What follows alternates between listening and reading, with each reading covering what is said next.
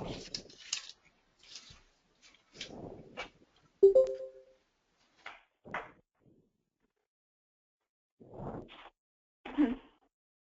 think we'll wait just a little bit, another 30 seconds.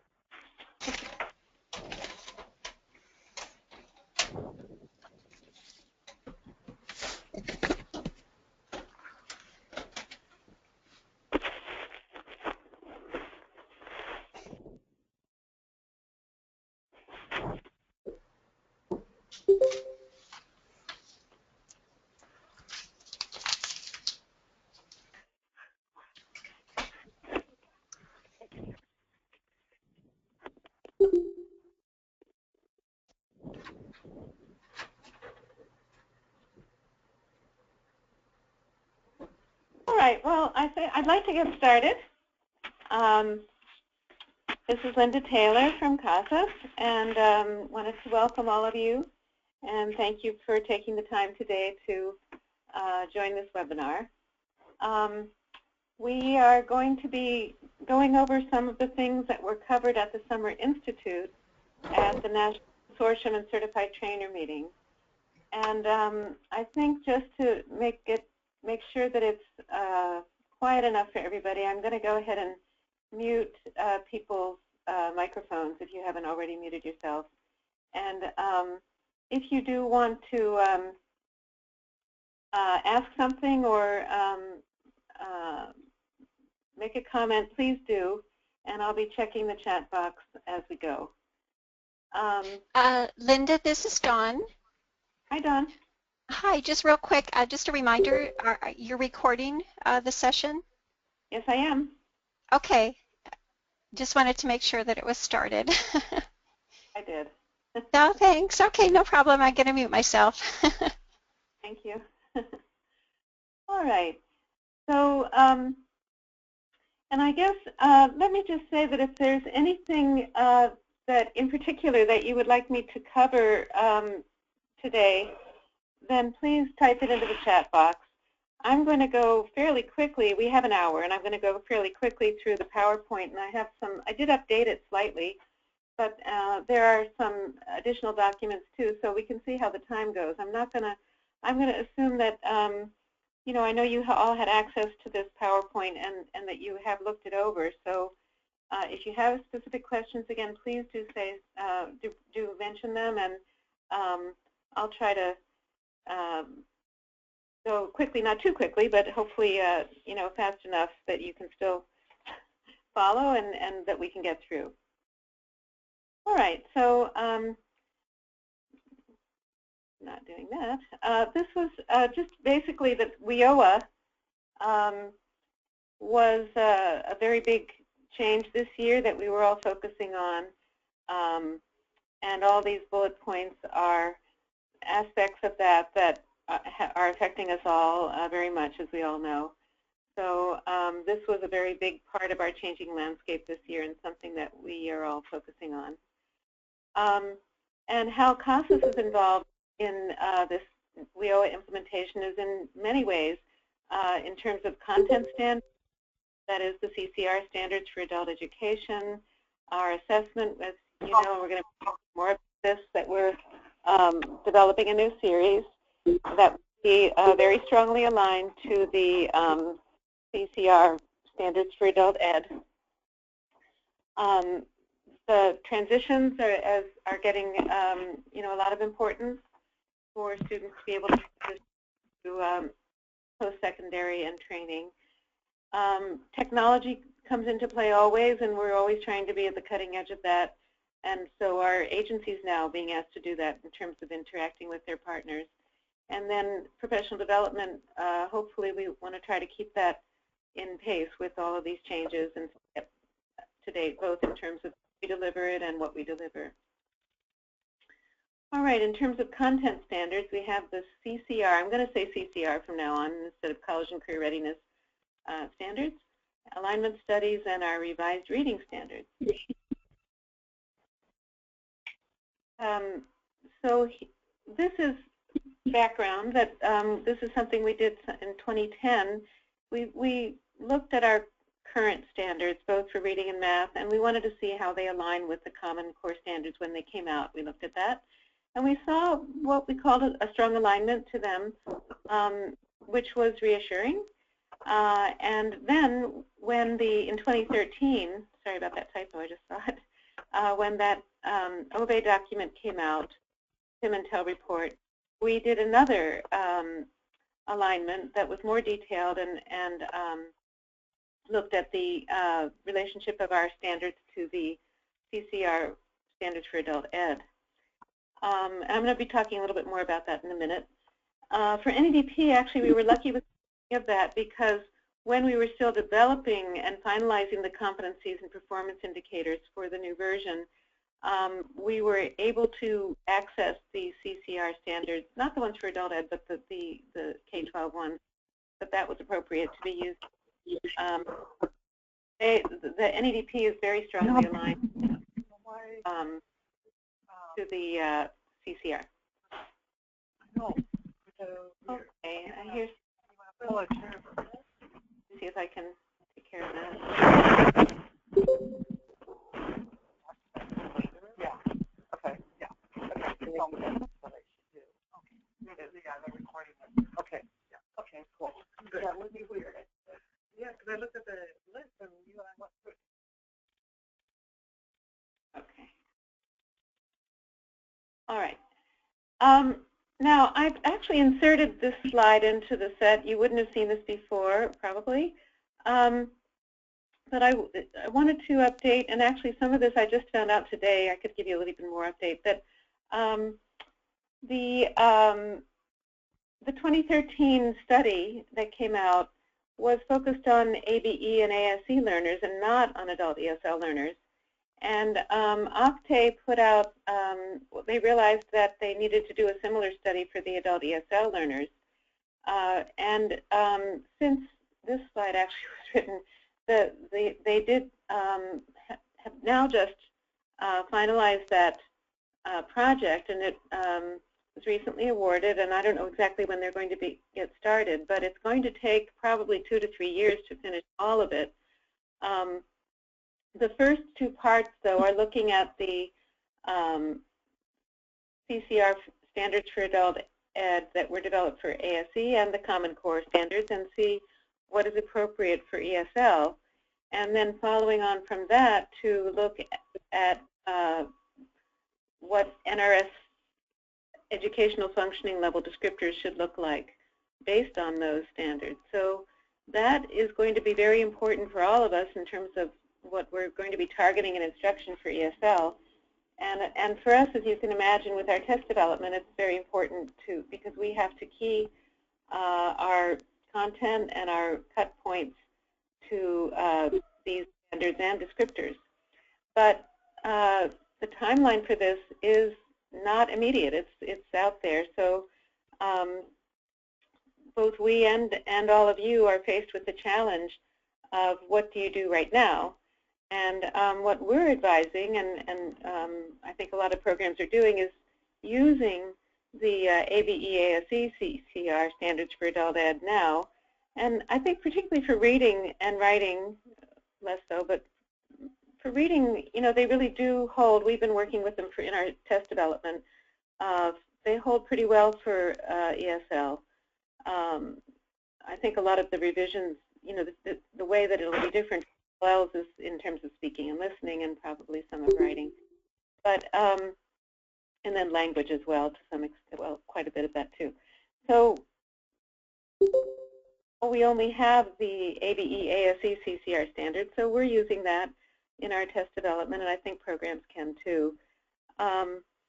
Just there's a bullet here about the change in terms from ESL to ELL, so that's sort of a new way to refer to our ESL learners as ELLs.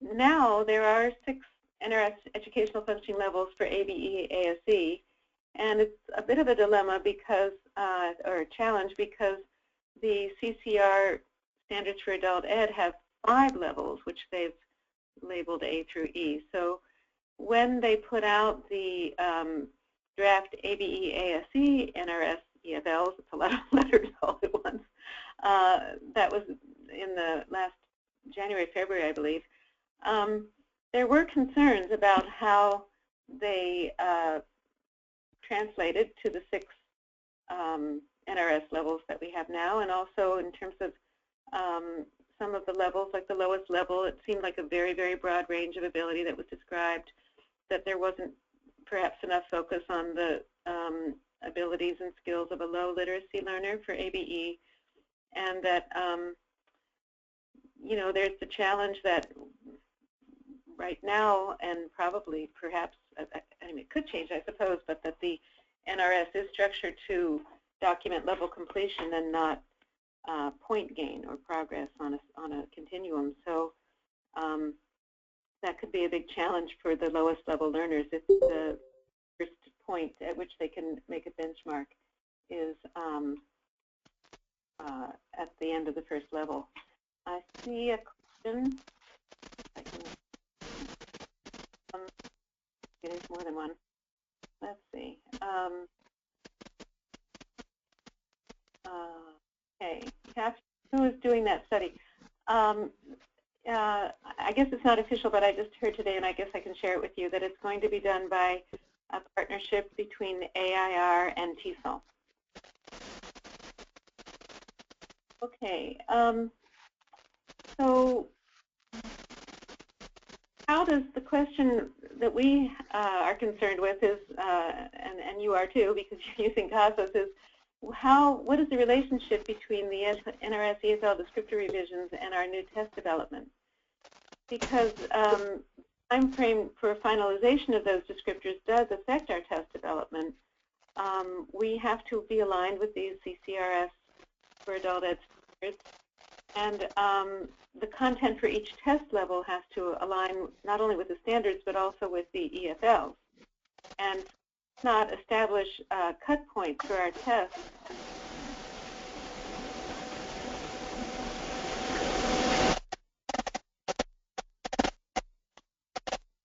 Okay, see if I can.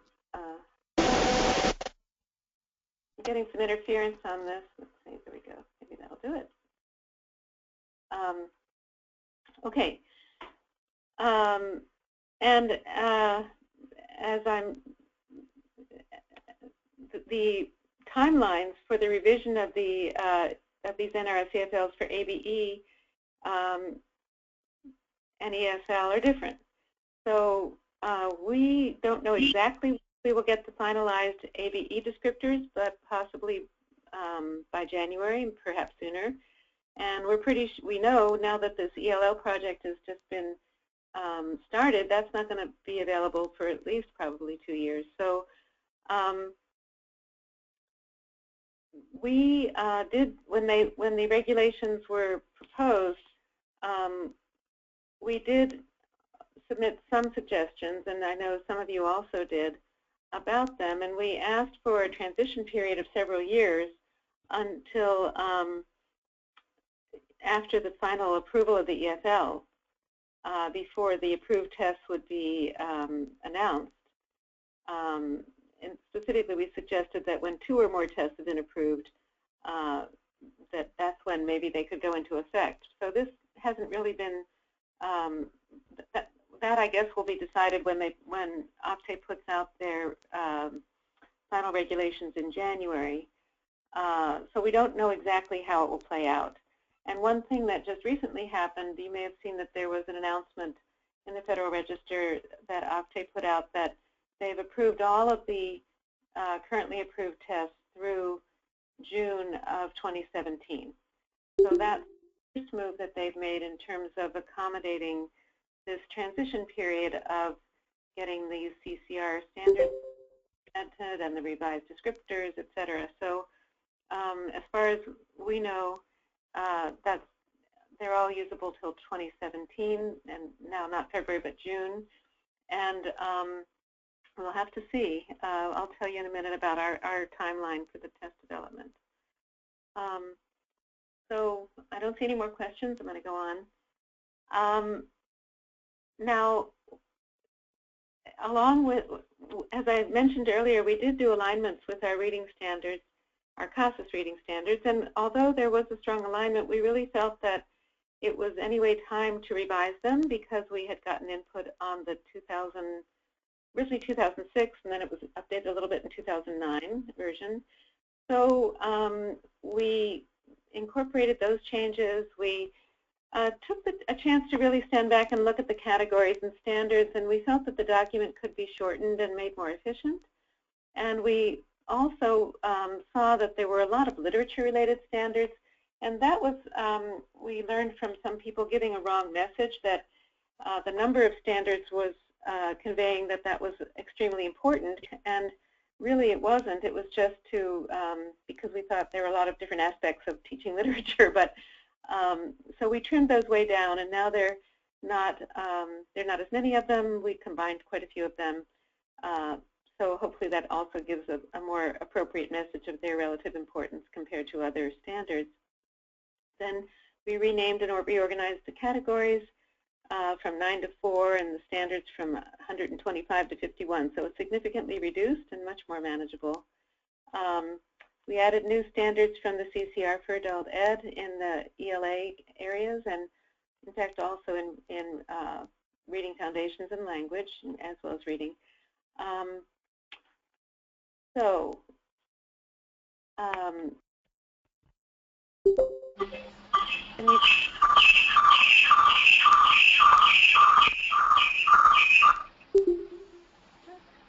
there's somebody who just joined.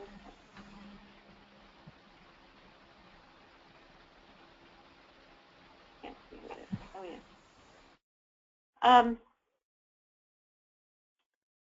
So, and basically we made a point of referencing all of these CCRS anchor standards from reading foundations and language at least once, and sometimes more in our revised reading standards.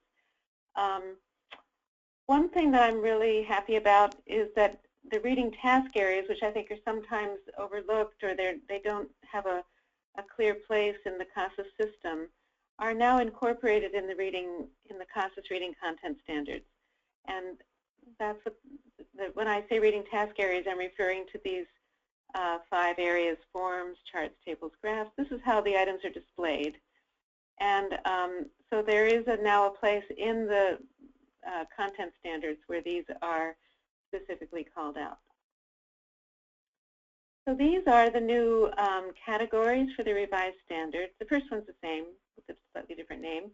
The second one is, again, more aligned with the CCR because language and vocabulary is focused on, and actually with our new test. So the third area, literal and inferential comprehension, that's where the task areas are located, and reading comprehension strategies.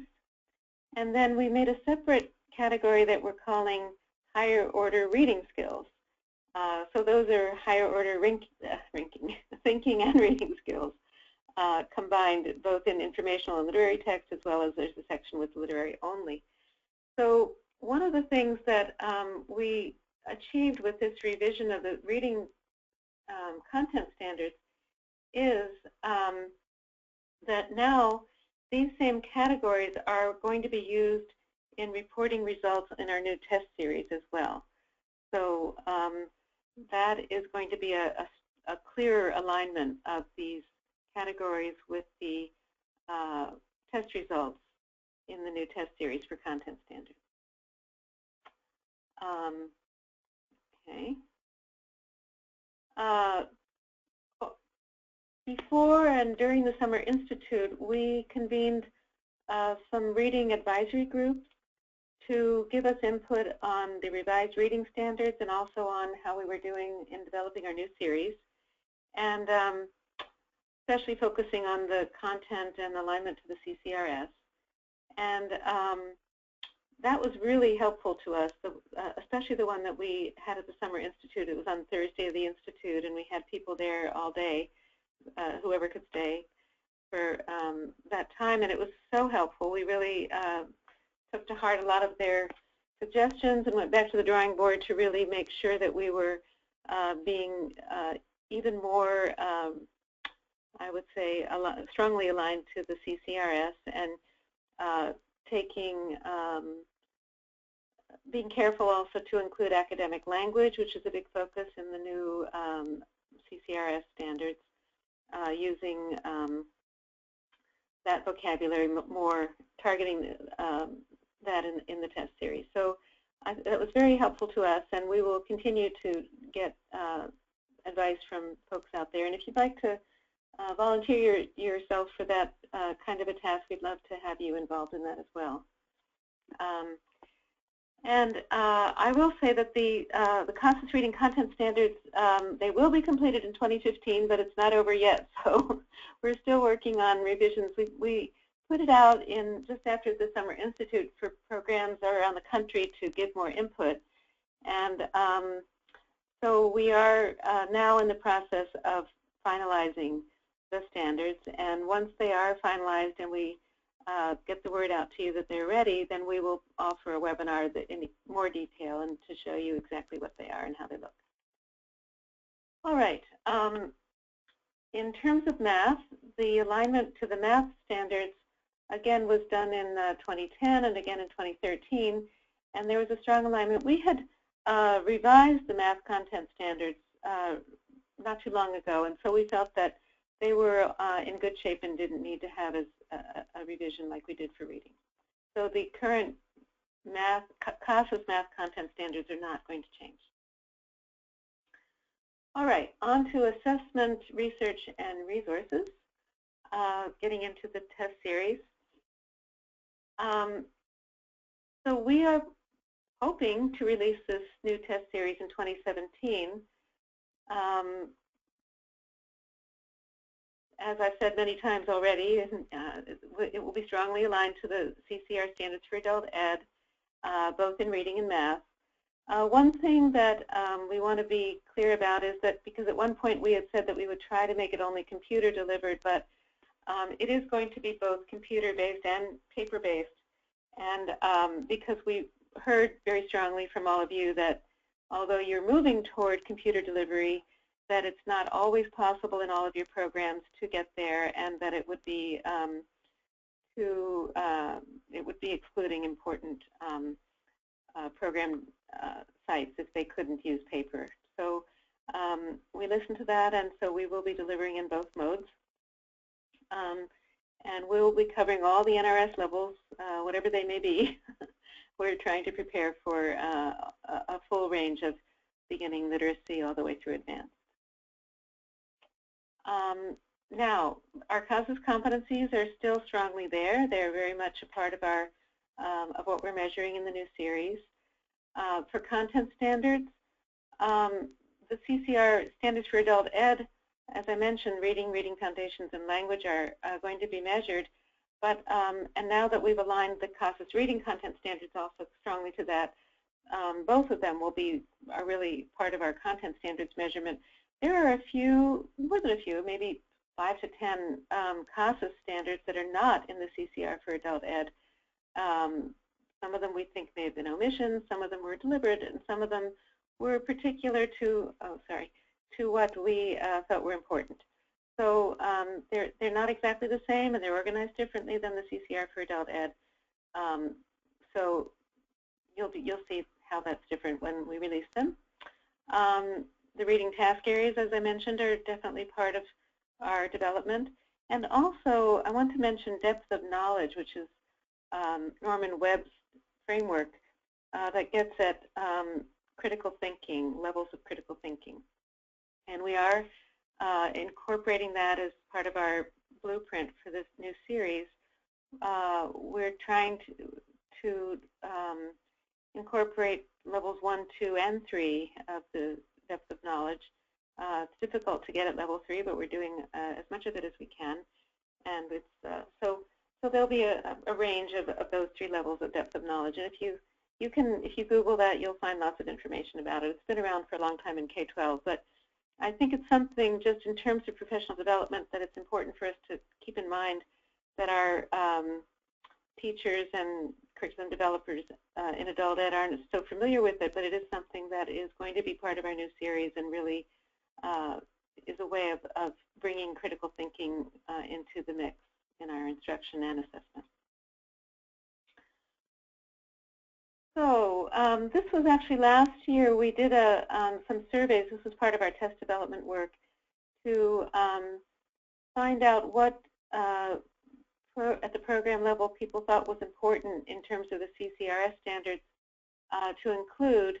And what we found was that the highest priority standards for reading were reading anchors 1, 2, and 4. And those are R1 is reading closely and citing evidence, R2 is getting the main idea and key details, and R4 is related to vocabulary. So those, are not surprising. Those are really not that different in a way that what we have been measuring, but the R1 gets at citing evidence and reading closely in a more rigorous way.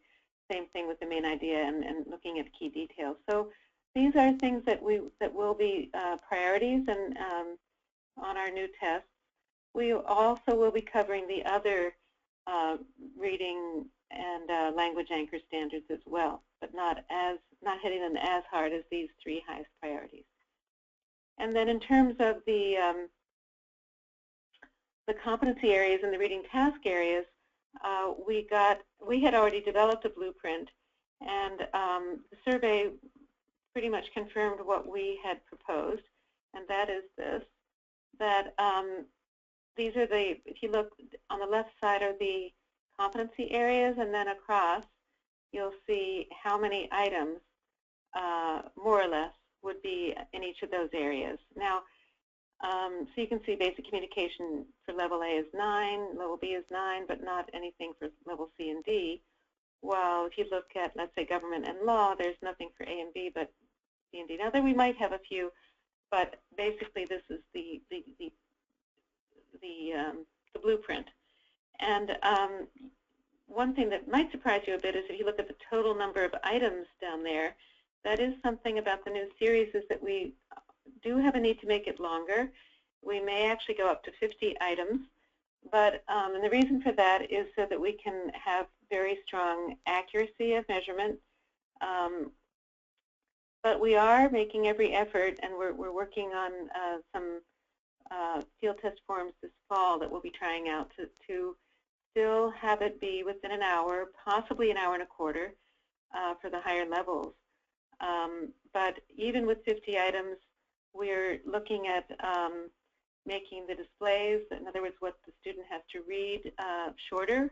In fact, looking at some very short displays, but still having multiple questions about those reading passages. So we're hoping that that kind of efficiency of having shorter passages and more items per passage will make it possible for students to finish in about an hour.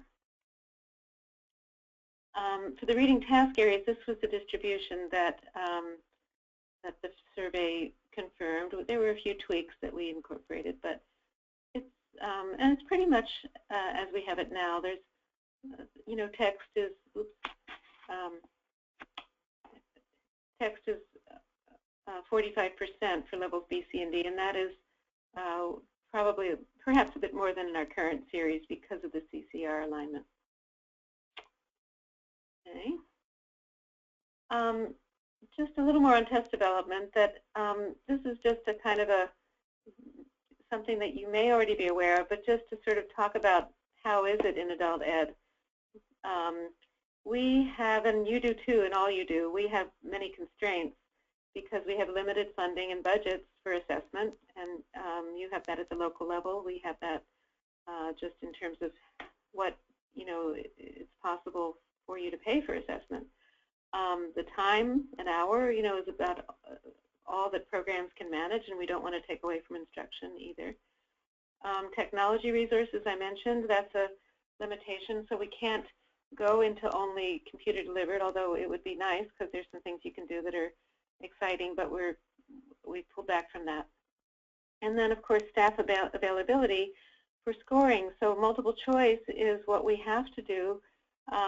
We can be creative with multiple choice, and we try to do that as much as we can, but we cannot really go into the realm of a generated response where something has to be scored because it's an open-ended response, because that is, for the most part, I think, too expensive for local programs to manage.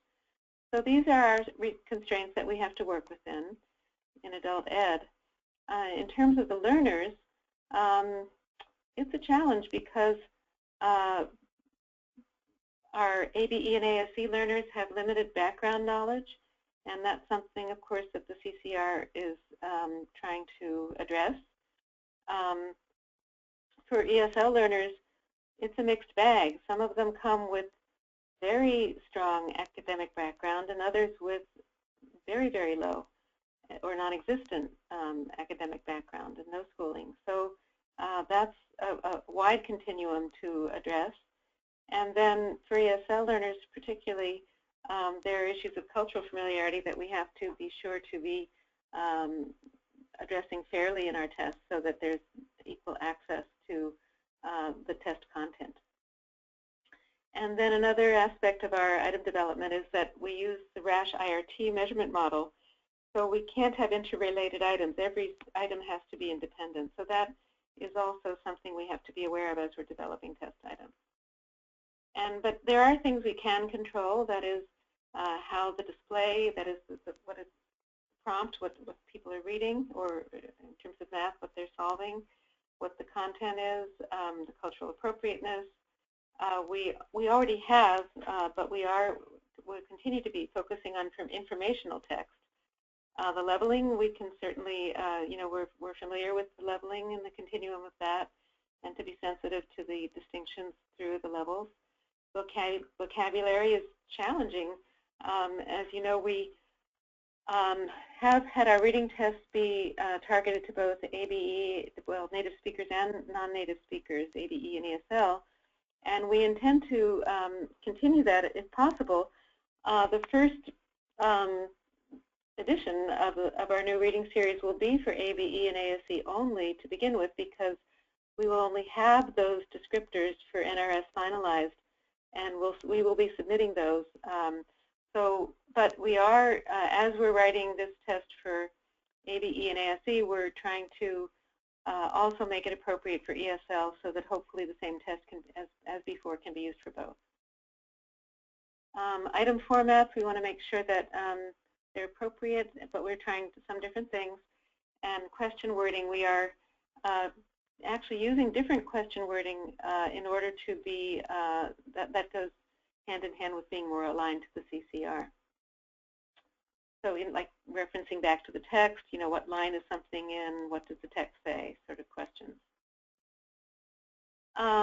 So for reading, multiple choice at all levels, comprehension questions, but also sentence completion is something new.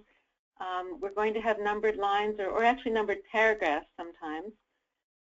We're actually going to try to do numbered paragraphs whenever possible rather than numbered lines, but that's how we can reference the text more easily. And underline words in the passage that are referenced in the items. In our level A, we'll have some photo prompts for some items. And one of this, as I kind of mentioned before, the item families is a new direction. More than before, we'll have passages that have multiple items related to them, more than just 2 or 3, but maybe as many as 6 or 7. And then sentence level prompts that are very short but have a few items for them. Okay, I'm going to go on to math. So again, CASAS competencies are still measured in our math series and the content standards, both the CASAS and the CCR. The abilities and concepts that are assessed are these that are the same ones that are in our content standards. In the math series, we're going to be having skills that are in academic and employment settings, as well as our functional life skills. And again, a very strong correlation and alignment to the CCR.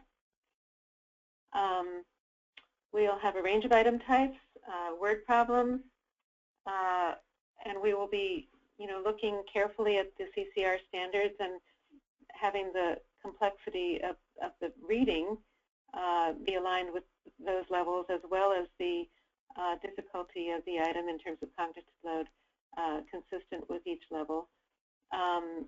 Different calculation, range of simple to advanced in terms of calculation, traditional academic context, and as always, the items will be embedded in situational scenarios that reflect real-world applications.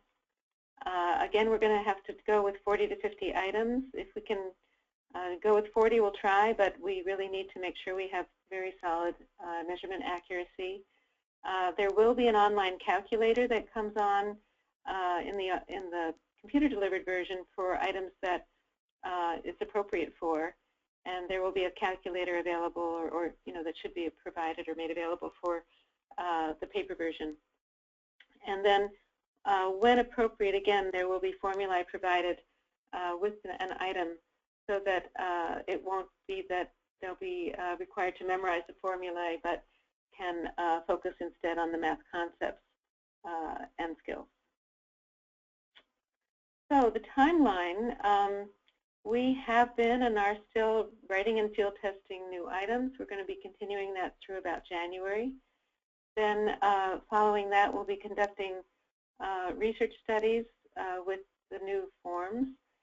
Our goal is actually, this should say October of 2016 is the first date that we are able to submit the new series to Octave. That's October 1 is the first date that they've provided for that. So we intend to, if all goes according to plan, I should say, assuming that we get the finalized NRS, ABE, ASC descriptors soon enough to be able to do our standard setting cut score studies, we intend to submit the tests for ABE and ASC October 1st. Then we wait to hear back from Octave. We really don't know when that will happen or what the result will be. And in the past, it's taken them a rather long time. The earliest we've ever heard from an October submission was in April of the following spring, and the latest we've ever heard has been August. So we really don't know when we'll hear back, and we don't know if they'll have questions, follow-up questions for us. So that's why we're saying that when the new ABE, ASC reading and math series will be ready is earliest 2017 or later. And as far as ELLs are concerned, we, again, will be, now that this new contract has been led, it certainly wouldn't be, I doubt that it even would be 2018. It's probably going to be longer than that. So there'll be some time before that's going to be going through all its steps and available for the field. Okay, I'm going to move on to the Life and Work Listening 980 series. It was approved, and that's, you probably have heard, and actually I'm sorry, I didn't change this slide, I should have. It's now valid through June 30th of 2017. That just came out in the last week or so, and so that gives you more time to use this new series, and you'll be able to report it to NRS. Then we still are supporting the 80 series if you're going to use that for state reporting. And this 980 listening series is available in all three modes, the e-test desktop, online, of course, which is the preferred mode, and the CD version. It's important, you'll have to pre-test with a new series, so you can't use an old post-test from the 80 series. You need to start up with a pre-test in the 980 series. The Form 80 appraisal can be used, or the e-test locator for placement. They're a bit longer, these 980 listening tests. They have more items at the beginning of level A and at the end of C.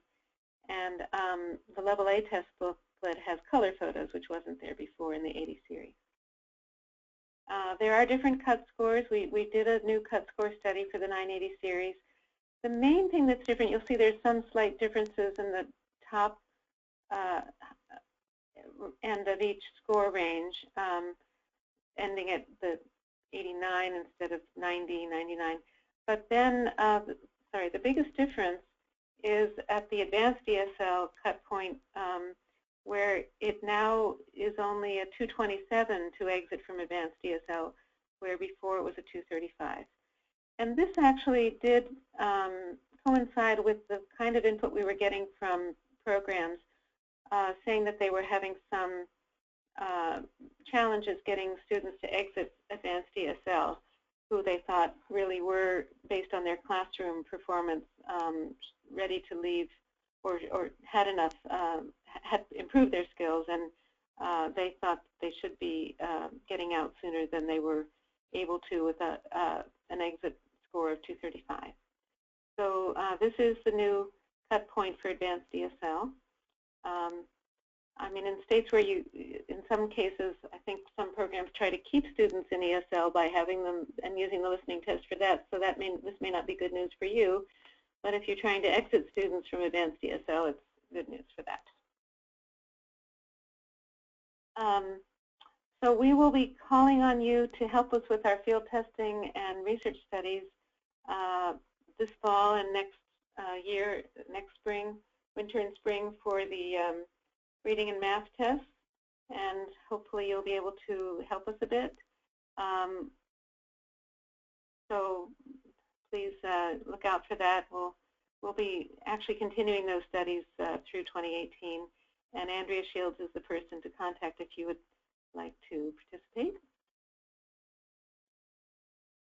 Okay, I have about 20 minutes left. So these are some slides that look at the intake process. We just wanted to reinforce, both for ESL and ABE, the need to do the oral screening even when you are doing the computer-delivered version. That was kind of the impetus for putting this out there, and to just remind people about this oral screening process and the writing screening, because these are factors that do need to be considered in terms of how you get a student started,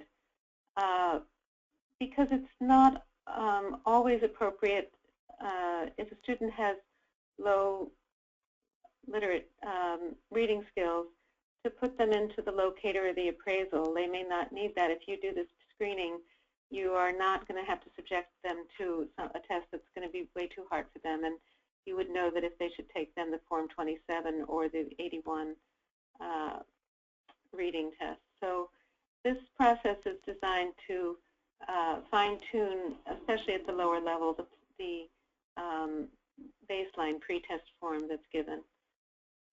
And also, I don't know if you're aware, but the Form 27 is now online. That's only in the past year and a half or so that it's been online. So you, if a student does so take the locator and is placed, does very poorly on that, they will be referred as the next assigned test into the 27 or 28. So if you're not that aware that that could happen, that is something that is newly instituted in the next assigned test. We have new next assigned test charts that are now the same across all of the various delivery modes. So whether it's eTests online or desktop or the paper version, they are all the same, and you can get those online. Okay, going to transitions. The various programs we have for transitions, NADT. Linda? Yes. Hi, before we move on, Lori for Lizzie has a question that she just asked.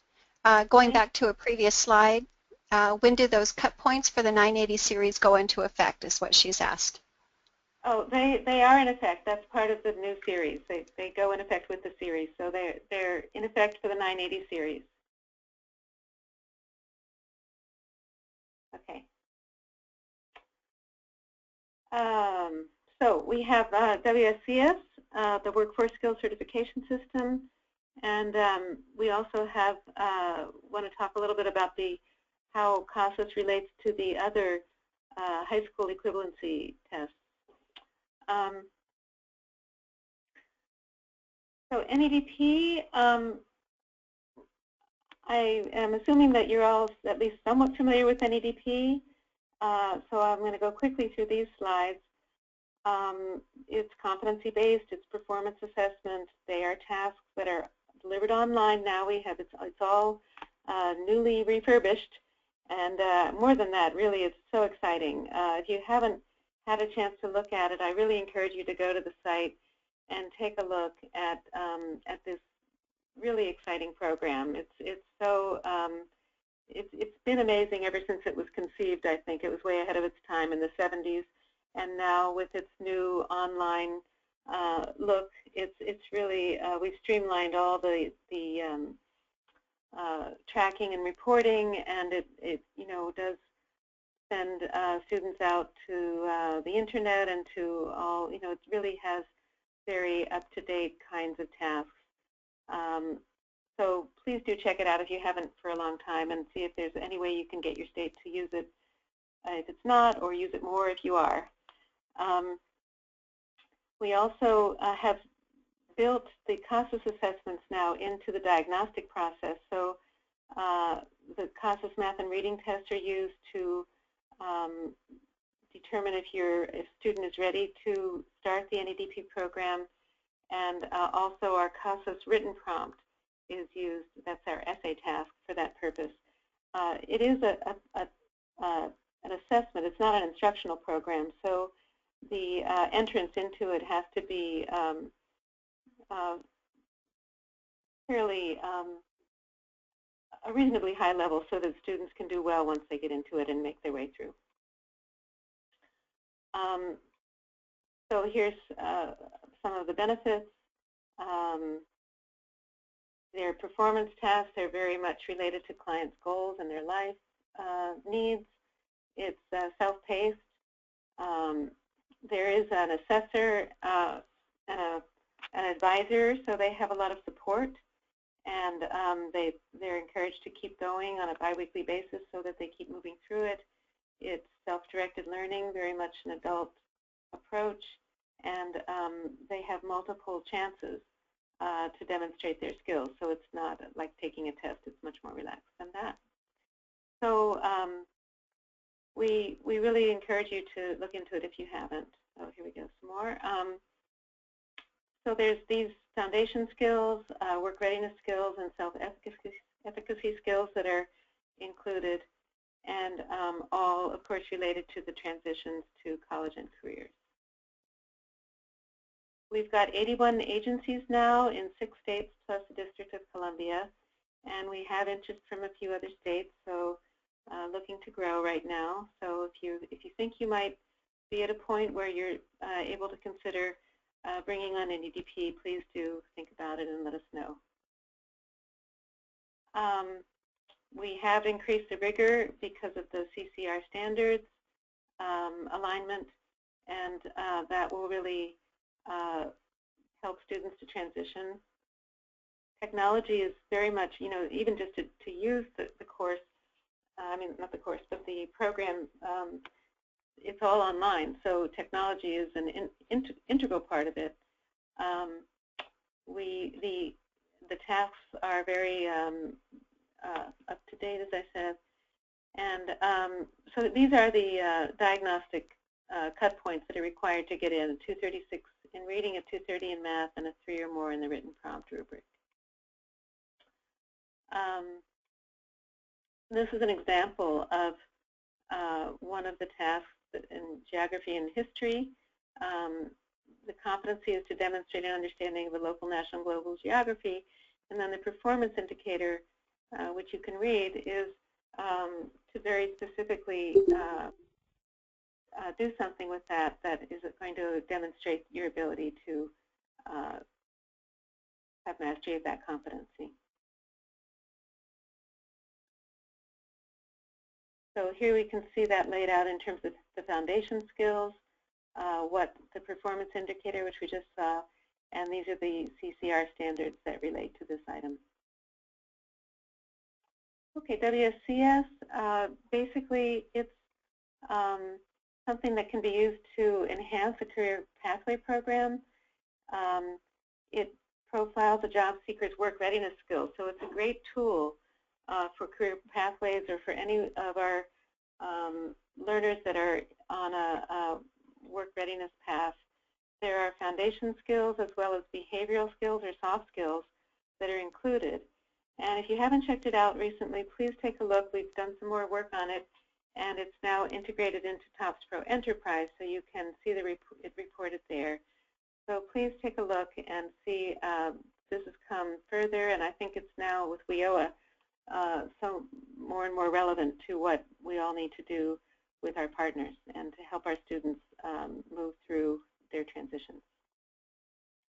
We are working with the GED and with CASAS to do studies to determine the relationship between CASAS scores and the scores on those tests.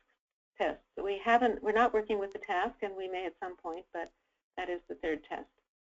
So we hope to have some preliminary data from the GED study in the spring of 2015, and we're starting the HiSET study this fall, so we'll keep you posted. Quick search, we always want to remind you that it's there, and it's always, we're updating it. It is a great resource for finding instructional resources based on competency or content standard or level. Search in many ways. It's still free, and so we're hoping that you take advantage of it. These curriculum modules we like to point out are there online. They were developed for developmental needs, but they're also being used in ESL programs successfully, so take a look. There's a lot of great units with great handouts in there and worksheets. Wow, okay, well, this session, as you can see, is not focusing on technology. We have a little time, and I'll try to go quickly through these. Some of it is a bit technical anyway, so I'm going to go quickly through some of these. But we have the new HSE, we're reporting that now. We can do batch inserts and batch edits. We have new server and performance optimization. We have these new various features, and we have a new state that's come on that's using eTests Online, I think almost exclusively, so that's exciting. This is what it looks like for the high school equivalency exams in TE. We, as I said, have the WSCS is now in TE. Barriers to employment is now there. To regional level, if you understand what this means, I'm not sure I do. Well, the TE hierarchy, I think that's that we've distributed the servers. There's better performance. We're paying close attention as we bring on more programs using eTests and TE. We're being vigilant to make sure that the performance stays at a very high level and you don't expect any delays. We had a little bit of an issue with that last year, but we've handled it by creating various regions, and we hope, we're pretty sure now that that's not happening at all, and please let us know if you do experience any delays at all, because we are staying on top of that. We're piloting co-enrollment with WIOA partners. We have a new interface for eTest, and we have we've enhanced that TE database to be aligned with WIOA. Pretty soon, this is very exciting, we'll be able to use multiple devices. Of course, Windows-based computers have been there, but Apple-based computers will be usable. We're looking at tablets, Chromebook and iPad, as well as other kinds of tablets and touchscreens. So we are moving to HTML5, and we are going to be we'll keep you posted exactly when it's going to be available, but we've seen that tablets are the wave of the future. We know they're so much more affordable for your programs, and so we are going to be making that available to you. So Don, I see you've commented that this will be implemented to address monitoring, tracking, and reporting by consortiums. Can you explain more about what? Oh, I'm sorry. Oh, that was the previous slide on regions. It's in development right now, so there will be a regional level to bring together those that are members of a consortium. So it's a new level that's being introduced into, as it says here, the TE hierarchy. So you could have, say, a consortium made up of 5 completely separate agencies, adult schools, community colleges, or workforce, training programs, but then they're all interconnected through this regional level. Does that make sense? Yeah, thank you. Yeah. I might have you, how would you like to do the next slide?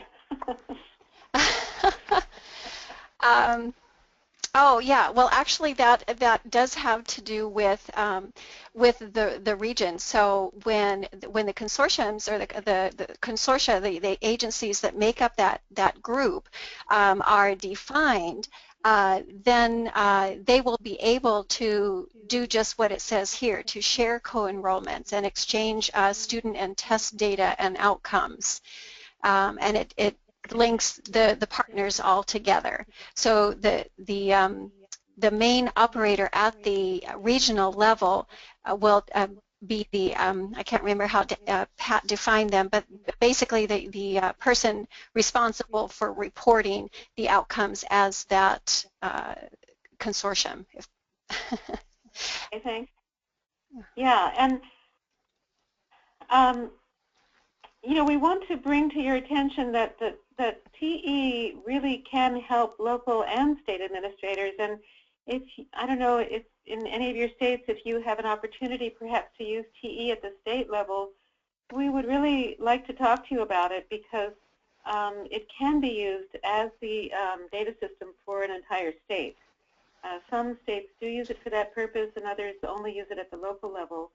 But there is the ability to aggregate data all the way up to the state level within TE, and of course auditable down to the student level in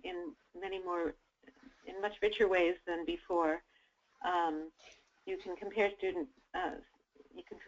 compare performance at all levels, and because it's online, you can of course see this always on the internet. I think at a good point too to add to that, Linda, is the ability to generate federal table reports as well, so that you can ultimately see how your agency's data, or even at the state, rolling up all of the aggregated data at the state level, that using the federal tables built into TE, you will see directly how that information will be reported to NRS. Yes. And this is in support of that. If you are a menu state, then you can enter scores from non-CASAS tests into TE. All right, so professional development, we thank you all, certified trainers, those of you who weren't there, but we thank you now for everything you do. We really appreciate it. And you have the peer community on our website. We hope you take advantage of that. We have distance training options that are now that are newly available. Some new ones that if you look, you'll see, and opportunities for technical assistance. So yes, again, we thank you from the bottom of our hearts. We have 7 new state NEDP trainers and 7 NEDP trainers that are moving towards certification, and I guess we don't say. Adriana, do you want to say how many? Do we have any new CASAS state or national trainers from this past year? We had one. We have one from Nebraska that just recently was certified this past year, just right after Summer Institute. And I guess just to back up really quickly, in the last webinar that we had, I went over a lot of these next few slides. So those are also posted on the peer community for certified trainers, with some notes from the last webinar. Oh, great. Okay. Yeah. Well, in that case, here it is. We're up to the end of our hour. So maybe if there aren't any further questions, let's see, here's a question from Lori. Are you saying that there are new online PD opportunities for us as trainers? I'm going to let Adriana or Jane answer that. Or Dawn. Jane, do you want? I can take it. There are, I think that what the slide was trying to say is that there are online opportunities for using online training as part of your state's professional development program. Dawn and Jane could interrupt me if I'm off base here, but that's kind of what I was reading into the slide itself. Did you have anything else you wanted to add? No, I don't. That's fine. Jane, I'm sorry. Did you want to say something? I just realized I had you muted. I'm so sorry. Okay, I guess not. Yeah, and actually, there, like for example, there's some Moodle courses that are, may or may not relate to what you do in your state. Like there's one for the citizenship interview test that if you use that in your state or if programs want to use it, they could take advantage of that Moodle course. So, you might want to poke around in what's available and just make sure you've seen everything that's there. Okay, well, thank you all so much for attending, and I hope this was useful. And if you have any questions that you think about as soon as we get off the phone, please let us know. Give us shoot me an email or any of us. And we look forward to working with you over the next year. Thanks so much. Thanks, Linda. Okay, bye-bye.